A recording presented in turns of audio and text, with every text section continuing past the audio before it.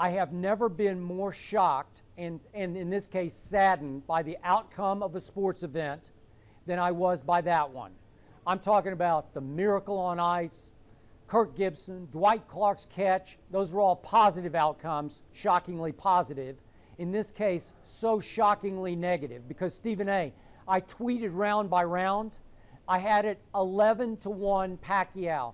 I had it 119-109 Pacquiao. I knew that Pacquiao had landed almost 100 more punches than Timothy Bradley had. I gave him high marks, Timothy Bradley, for taking those punches and hanging in there and coming back for more. And now we hear that both of his feet or legs were hurt. That's just all the more reason to wonder how in the world did those judges score the fight the way they scored it.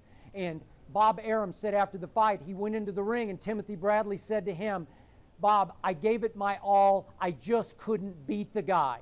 So was it a setup? Because they immediately talked about the November 10th rematch. It's just hard for me to believe that it was a setup. Skip, let me jump in 1 second.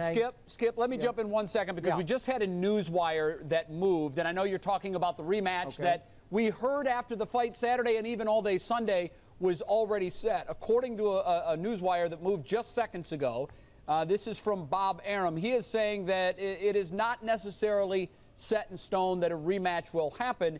And part of the reason is, and this is a quote from Arum, no one wants to come to a Bradley rematch because most fight watchers considered Pacquiao's effort a one-sided victory.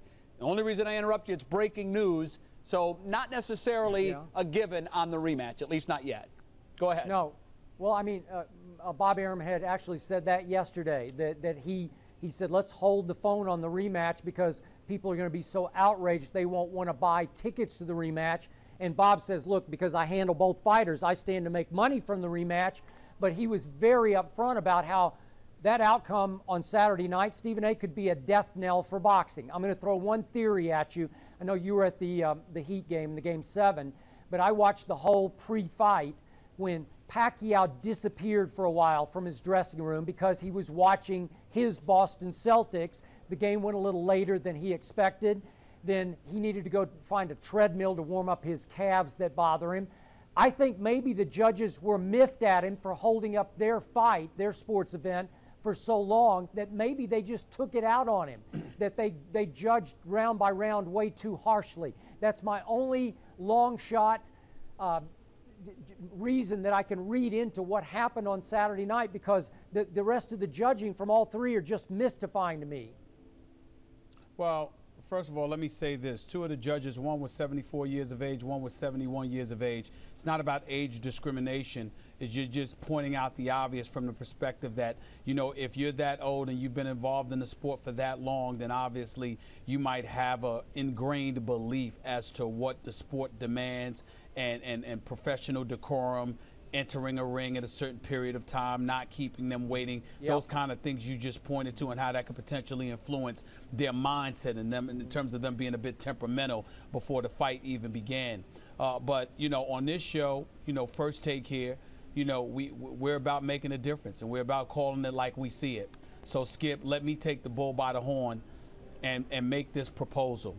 I'm going to look into the eyes of America right now and I'm going to say, we shouldn't entertain any more pay-per-view fights. None of them. The sport of boxing doesn't give 2 cents about us, and they show it to us at every turn. We never get the fights that we want to see precisely when we want to see them. We always have to wait years before things materialize because the sport is at the mercy of 2 to 3 promoters. And even when we get it, we see highway robberies of the highest order the way this went down. I got a lot of respect for Timothy Bradley, and I'm sad for him. He's got a great story. He's a hard worker. He's hardcore. He's a fighter. Clearly, he took it seriously. He was in phenomenal shape. He just doesn't have any punching power or the boxing skills that match up with the great Manny Pacquiao. It's that simple. No knock against him. It just is. It just is what it is. It just is what it is.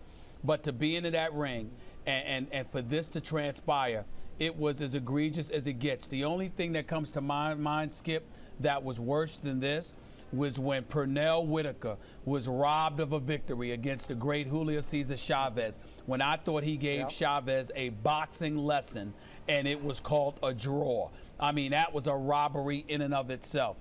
But this right here was even worse because I went back and watched the replay. I went back and watched the replay of the fight. I mean, I had somebody pay for it pay-per-view because I was at Game 7, and then I watched it before I got to Oklahoma City. It is just disgusting what has transpired.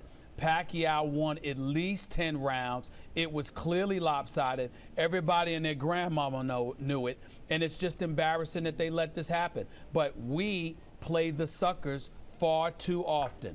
We should stop giving them our money. They don't deserve it. We should not support the sport. A matter of fact, I'm personally calling for government officials, legislators on Capitol Hill to get involved with policing this sport so this nonsense could stop.